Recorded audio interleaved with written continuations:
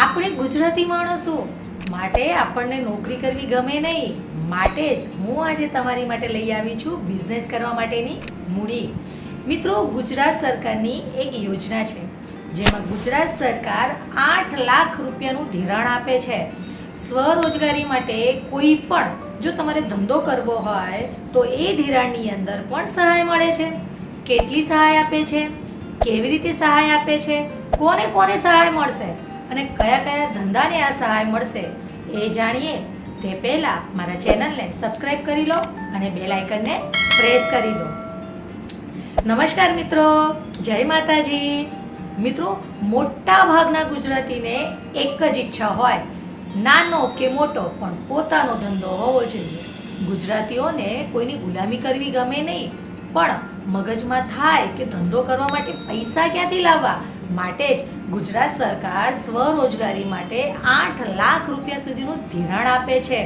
મિત્રો, આમ તો આપણા ગુજરાતમાં ઘણી બધી યોજનાઓ છે, પરંતુ ગુજરાત સરકારની એક યોજના છે જે તમારા કામની જ છે, જેનું નામ બેંકેબલ વાજપેયી યોજના છે. મિત્રો, બેંકેબલ વાજપેયી યોજનાનો હેતુ શું છે? તો બેરોજગાર વ્યક્તિઓ પોતાનો ધંધો કરવા માટે સ્વરોજગારી પૂરી પાડવાનો હેતુ રહેલો છે.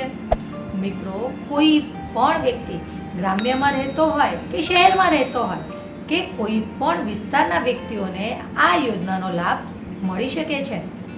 આ યોજનાની એક ખૂબી પણ રહેલી છે કે આમાં દિવ્યાંગોને પણ ધંધો કરવા માટે સહાય આપવામાં આવે છે.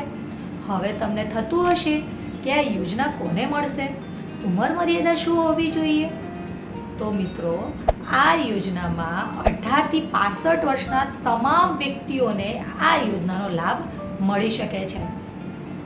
મિત્રો, હવે થતું હશે કે આમાં ભણતર કેટલું જોઈતું હશે, તો આમાં ઓછામાં ઓછું 4થું ધોરણ ભણેલું હોવું જોઈએ અથવા તો તાલીમ કે અનુભવ મેળવેલો હોવો જોઈએ.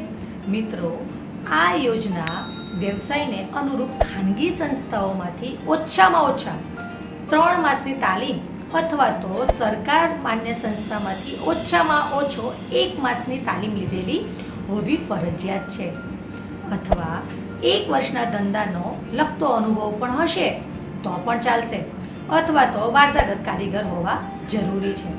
આટલા લોકોને આ યોજનાનો લાભ મળી શકશે. હવે પાછું થશે કે આવક મર્યાદા કેટલી હશે? તો મિત્રો, આમાં કોઈ પણ આવક મર્યાદા રાખેલ નથી.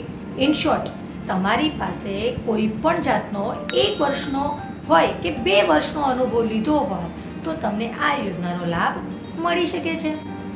મિત્રો, ઉદ્યોગ ક્ષેત્ર હોય કે સેવાકીય હોય તો મહત્તમ મર્યાદા 8 લાખ સુધીની છે. મિત્રો, ધિરાણ તો આપવામાં આવે છે, ધિરાણની ઉપર સહાયતા પણ આપવામાં આવે છે.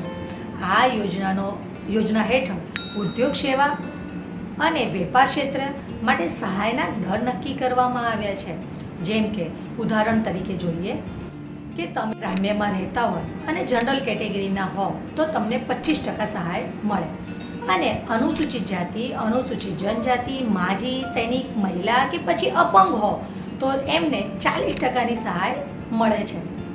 તેવી જ રીતે જો તમે શહેરી વિસ્તારના હો તો અને તમે જનરલ કેટેગરીના હો તો તમને 20%ની સહાય મળશે, અને જો તમે અનુસૂચિત જાતિ, જનજાતિ, સૈનિક, મહિલા કે અપંગ હો તો એમને પણ 30%ની સહાય મળશે. મિત્રો, હવે તમને થતું હશે કે મેં તમને ટકામાં કીધું, પણ જો માની લો કે કોઈને બુક સ્ટોલ ખોલવો હોય તો તેમાં તેને 8 લાખની જરૂર ન પડે, તેમાં તેને 1 લાખની જરૂર પડે, તો તેમાં ટકાવારી પ્રમાણે ગણતરી નહીં થાય. તેમાં એક લિમિટ ગણવામાં આવી છે, એ લિમિટ પ્રમાણે એમને સહાય આપવામાં આવશે.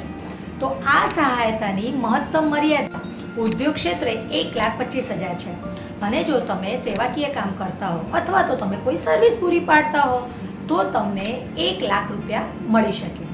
અને જો તમે વેપાર કરતા હો, વેપારમાં જનરલ કેટેગરીમાં આવતા હો, શહેરી વિસ્તારના હો તો તમને 60,000 રૂપિયા મળે, અને જો તમે ગ્રામ્યમાં હો 75,000 રૂપિયા મળશે. રિઝર્વ કેટેગરીમાં આવતા શહેરી અને ગ્રામ્ય બંનેને 80,000ની રકમ મળશે.